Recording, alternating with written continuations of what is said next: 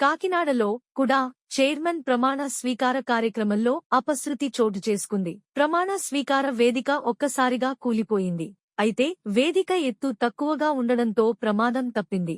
కుడా చైర్మన్ గా తుమ్మల బాబు ప్రమాణ స్వీకారం చేయడం కోసం ఈ కార్యక్రమం ఏర్పాటు చేశారు. వేదికపై టీడీపీ నేతలు యనమల రామకృష్ణుడు, నిమ్మకాయల చినరాజప్ప, జనసేన నేతలు పంతం నానాజీ, హరిప్రసాద్ తదితరులు ఉన్నారు. అయితే వేదిక పైకి ఎక్కువ మంది రావడంతో వేదిక కుప్పకూలింది. యనమల తదితరులు కింద పడిపోయారు. దాంతో అక్కడ ఆందోళన నెలకొంది. ఎవరికీ గాయాలు కాకపోవడంతో అందరూ ఊపిరి పీల్చుకున్నారు. కిందపడిన నేతలను కార్యకర్తలు పైకి లేపారు. ఆ తర్వాత కూడా చైర్మన్ ప్రమాణ స్వీకార కార్యక్రమం కొనసాగింది.